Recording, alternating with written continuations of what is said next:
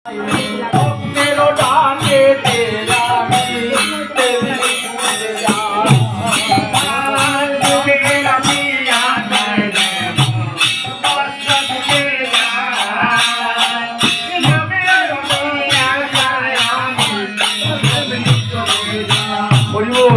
বলছেন? মানে দুগ্ধের পিয়াসে যেমন বৎস ছুটে যায়, মানে গোবৎস দুধ খাওয়ার জন্য তার মায়ের কাছে ছুটে যায়। আর আমি কি করি না, যে ভক্ত আমাকে ডাকে আমি তার কাছে ছুটে যাই।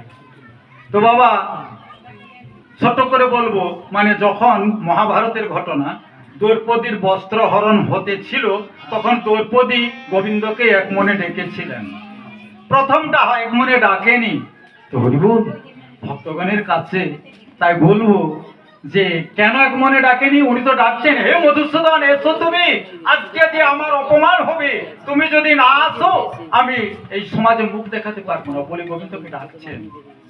আসন টলে যাচ্ছে, লক্ষ্মী দেবী বলছে, প্রভু গো তোমার আসন টলছে, তোমাকে কোন ভক্ত ডাকছে?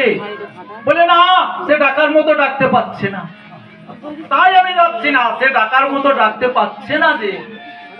তো বাবা দুঃশাসন বস্ত্র টেনেই চলেছে, সামান্য বাকি রয়েছে, মানে তারপরেরটা আর বলবো না, এটা বুঝতে পারছেন। বস্ত্র টানলে খুলে যাবে, দেখছে আর কোনো উপায় নেই। দ্রৌপদী দেখলো আমি দুঃশাসনের সঙ্গে তো বলে পারবো না, দুঃশাসনের সঙ্গে আমি বলে কাপড় যদি টানাটানি করি পারবো না।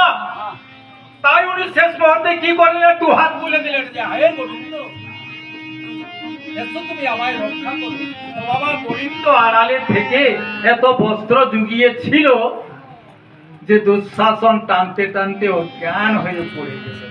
তো হরিবল, তাই আপনাদের কাছে অনুরোধ, একবার আপনারা সবাই দুহাত তুলে বদন ভরে প্রেম সে জয় নিতাই বলিয়ে সে গৌর প্রেমানন্দে হরি হরি বলো, হরি বল।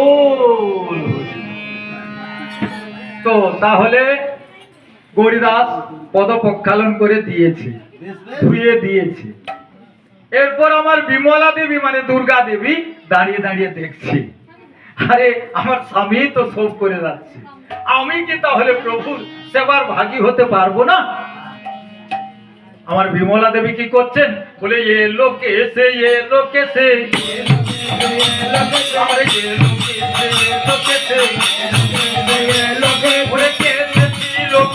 হলো যে লোকে সে লোকে সে